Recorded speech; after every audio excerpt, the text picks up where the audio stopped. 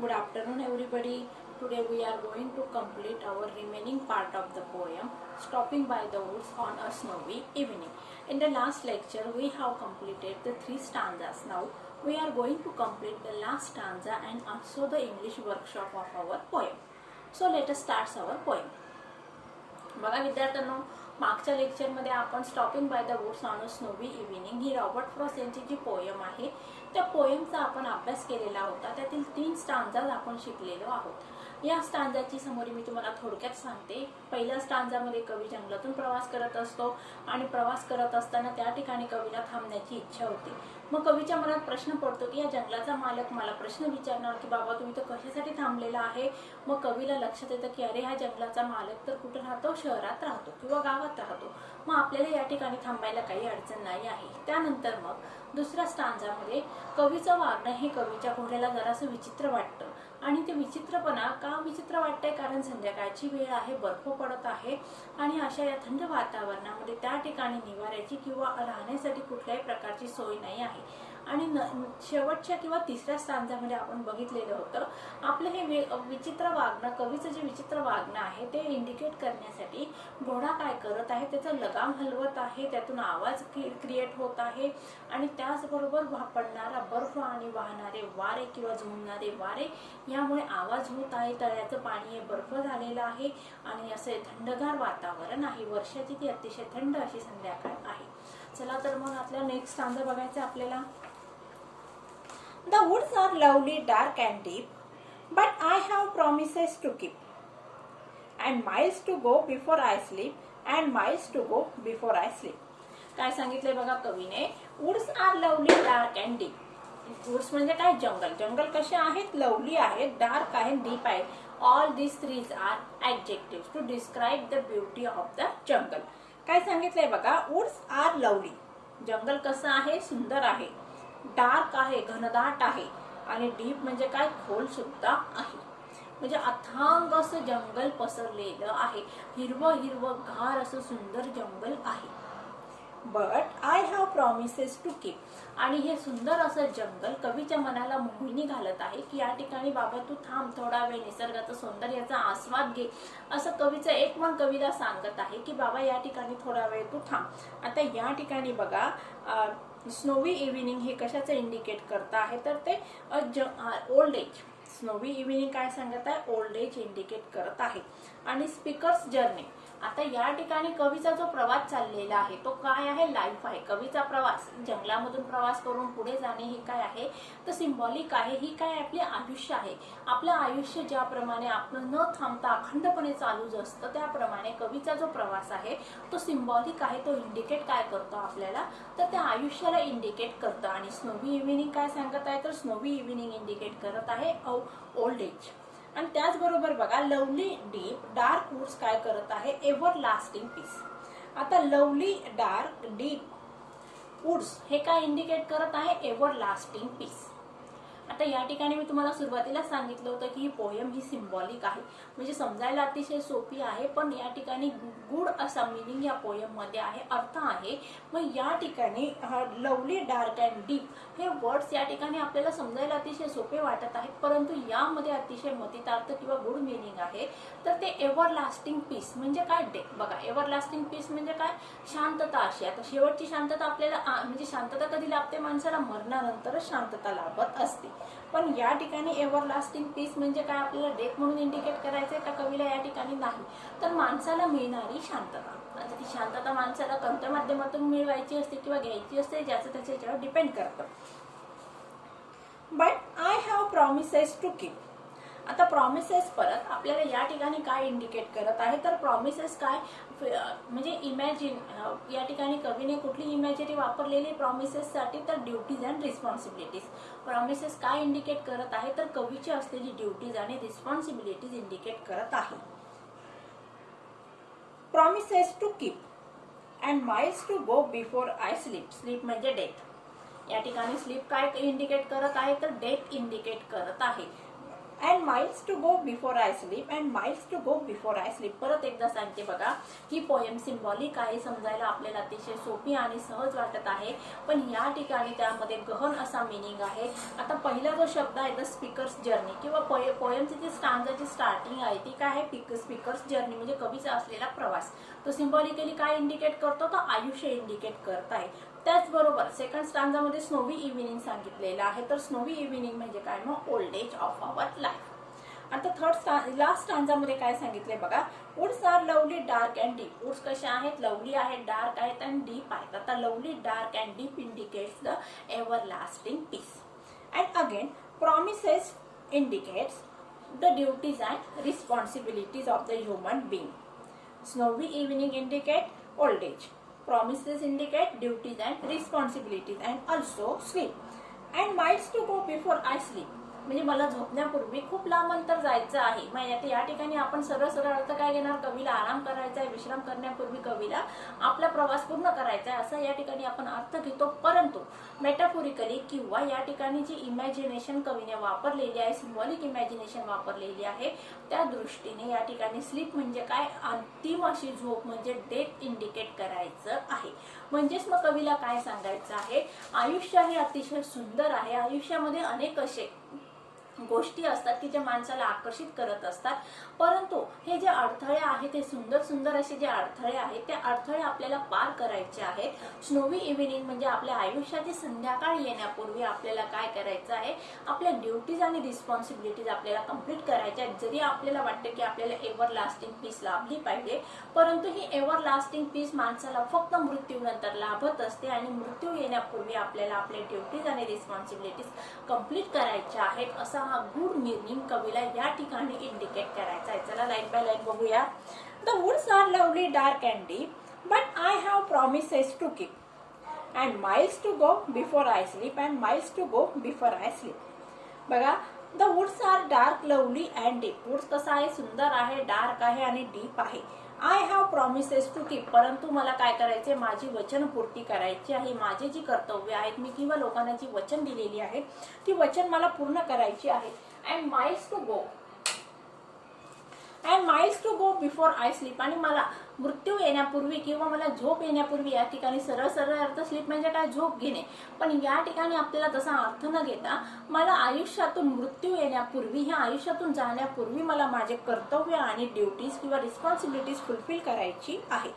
मग या ठिकाणी बघा, I have promises to keep हा मेटाफॉर आहे. तर या ठिकाणी promises stands for the duties and responsibilities. परत या ठिकाणी माइल्स इंडिकेट करतो जर्नी ऑफ लाईफ. म्हणजे या ठिकाणी या शेवटच्या स्टांजामध्ये मेटाफॉर हा या फिगर ऑफ स्पीचचा वापर करण्यात आलेला आहे. कुठला फिगर ऑफ स्पीच वापरलेला आहे, मेटाफॉर हा फिगर ऑफ स्पीच वापरण्यात आलेला आहे. परत एकदा सांगते, शेवटच्या स्टांजामध्ये कवीने इमॅजिनेशन पॉवरचा वापर करून इमॅजरीचा वापर केलेला आहे. आता या ठिकाणी इमॅजरी, या ठिकाणी स्नोवी इव्हिनिंग काय सांगत आहे, ओल्ड एज. जर्नी काय सांगत आहे, आता या ठिकाणी जर्नी म्हणजे काय, लाईफ, आणि प्रॉमिसेस म्हणजे काय, ड्युटीज अँड रिस्पॉन्सिबिलिटीज, आणि स्लीप म्हणजे काय इंडिकेट करत आहे, डेट इंडिकेट करत आहे. पण या ठिकाणी वरच्या ज्या 3 स्टांजामध्ये कवीने जे काही जंगलाचं वर्णन केले ते अतिशय सुंदर आहे. कवीला ते जंगल आवडलेले, निसर्ग सौंदर्य आवडलेले, त्या ठिकाणी कवीला थांबण्याची पण इच्छा आहे. परंतु या सगळ्या गोष्टी डोळ्यासमोर असताना सुद्धा कवी त्या ठिकाणी थांबू शकत नाही, कारण का आयुष्यामध्ये खूप साऱ्या गोष्टी आहेत की ज्या कवीला पूर्ण करायच्या आहेत. मृत्यू येण्यापूर्वी कवीला त्या गोष्टी पूर्ण करायच्या आहेत. In the last stanza the poet wants to stop for some time और stay for some time to watch और see the beauty of the nature, but he remembers or he knows that he have to fulfill his duties and responsibilities, so he have to go from that beautiful place. He have to travel to the next place because death is the ultimate truth of the life, and before death comes he have to fulfill all his duties and responsibilities, so he have to travel and go from that beautiful lovely place. So friends, I hope all of you understand the poem. चला English workshop बघूया. Put a right mark in front of truth statement and a wrong mark in front of the false statement. मी उत्तर सांगणारे ते लिहून घ्यायची आहेत. The speaker stops to watch the rain following among the trees. त्या ठिकाणी पाऊस येत आहे का? नाही. काय पडत आहे? मग बर्फ पडत आहे, म्हणून हे स्टेटमेंट कसं आहे? चुकीचं आहे. Second statement, the owner of the woods is known to the speaker. आता जंगलाचा जो मालक आहे त्याला कवी ओळखतो, बरोबर आहे. The horse is worried about the cold and wants to keep going. आता हॉर्स कशासाठी वरीड करत आहे? थंडीसाठी, आणि त्याला पुढे जायचं आहे. हे स्टेटमेंट कसं आहे? चुकीचं आहे. पुढचं बघूया. The speaker doesn't emphasise upon the beauty of the woods he is passing through. Wrong statement आहे. सेकंड बघूया. Find out the lines from the poem as a proof for the following explanation. There is no one to catch the speaker's trace passing. या ठिकाणी ही line किंवा ह्याचं meaning कुठल्या line मध्ये मिळतं बघा. He will not see me stopping here. कुठली line आहे? तिसरी लाईन पहिल्या स्टांजाची. He will not see me stopping here. B बघूया. The little horse draw his master's attention. He gives his harness bells a shake. कुठली line घ्यायची त्यासाठी? He gives a harness bells a shake. Third stanza, first line. His horse seems anxious to keep going. बघा, to ask if there is some mistake. कुठली line? Third स्टांजाची second line. To ask if there is some mistake. D statement बघूया. The speaker prefers to stay but is forced to move onwards. But I have promises to keep. Fourth stanza, second line. The poem is set in the bygone era. त्याच्यासाठी कुठली line आहे बघा. He gives his harness bells a shake. आता बघा, bygone era म्हणजे काय? भूतकाळ किंवा पास्ट. आता आजच्या युगामध्ये प्रवासाची अशी साधनं आहेत का? घोडा वगैरे, बैलगाडी अशी साधनं आहेत का? नाही. तर आपण एरोप्लेनचा, ट्रेनचा, बसचा प्रवास करत असतो. म्हणून या ठिकाणी पास्ट सिच्युएशन इंडिकेट करण्यासाठी कुठली लाईन्स आपल्याला या ठिकाणी समजत आहे? मग तर he gives his harness bells a shake. तिसरं बघूया. The speaker's journey. या ठिकाणी सिम्बॉलिक वापरलेलं आहे. तर सिम्बॉलिझम काय आहे ते सांगते मी. लाईफ लिहून घ्या. Speaker's journey, life. Snowy evening, old age. Lovely deep dark woods, ever lasting peace. Promises, duties and responsibilities. Sleep indicates death. आता चौथ्याचं बघूया. Tell whether the rhyme scheme of the following stanzas is right or wrong. For the wrong rhyme scheme, give the correct one. आता first स्टांजाची rhyme scheme दिली या ठिकाणी बघा. ए A B A. Second स्टांजाची दिलेली आहे बी बी सी बी. थर्ड स्टांजाची दिलेली आहे सी सी डी सी. आणि फोर्थ स्टांजाची दिली या ठिकाणी डी डी ई डी. तर थर्ड स्टांजा, फोर्थ जी राईम स्कीम आहे फोर्थ स्टांजाची ती कशी आहे? D D D D. आता give your own rhyming words for the following. आता हा तुम्ही स्वतः करायचा. रायमिंग वर्ड्स या ठिकाणी लिहायचे आहेत. सहावा प्रश्न बघूया. Match the lines of the poem with their figure of speech. Group A. Whose woods this are I think I know. या ठिकाणी कुठला फिगर ऑफ स्पीच आहे? इन्व्हर्जन. कारण का? Proper prose order is not followed. SVO structure is not followed.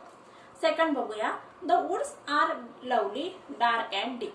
D sound repeat केलेला आहे म्हणून कुठला फिगर ऑफ स्पीच आहे? अलिटरेशन. तिसरं बघूया. And miles to go before I sleep and miles to go before I sleep. या ठिकाणी repetition of figure of speech आहे कारण का लाईन्स पूर्ण रिपीट करण्यात आलेल्या आहेत. चौथं statement. My little horse must think it cure. या ठिकाणी पर्सॉनिफिकेशन ऑफ फिगर ऑफ स्पीच आहे कारण हॉर्स इनॅनिमेट ऑब्जेक्ट आहे, त्याला ह्युमन क्वालिटी दिलेली आहे. सातवं बघूया. Matching mistakes. या ठिकाणी मिस्टेकला सिमिलर मिनिंग काय आहे? मग एरर. डाउनी फ्लेक त्याला आहे सॉफ्ट स्नो फॉलोइंग. वुड्स याला घ्यायचं डी डी म्हणजे जंगल. क्युअर या ठिकाणी स्ट्रेंज. आता आठवं बघूया. Complete the following web diagrams by adding a suitable describing words in the boxes. One is done for you. Wind. आता या ठिकाणी वेब डायग्रामचा प्रश्न तुम्हाला परीक्षेत विचारला जात असतो. त्याच्याशी रिलेटेड वर्ड्स आपल्याला लिहायचे असतात. विंड बघा. Wind, blow, soothing, cold, comfortable, warm, snowy असे वेगवेगळे शब्द तुम्ही या ठिकाणी लिहू शकता. पुढचे बघा. इव्हिनिंग. डार्केस्ट दिलेला आहे.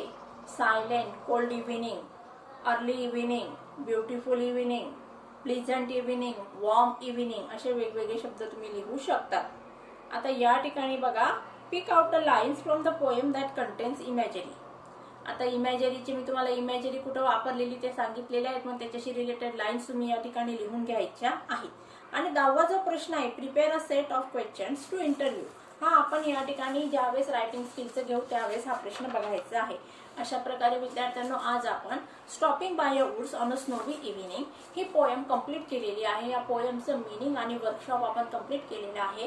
मी तुम्हाला फिगर ऑफ स्पीच पण समजावून सांगितलेले आहेत. आता राहिला प्रश्न फक्त या ठिकाणी क्रिटिकल ॲप्रिसिएशनचा. याच्या नोट्स मी तुम्हाला फॉरवर्ड करणार आहे आणि या ठिकाणी तुम्ही हे सगळं तुमच्या वहीमध्ये लिहून घ्यायचं आहे. अशा प्रकारे विद्यार्थ्यांनो आज आपण आपली ही पोएम संपवलेली आहे.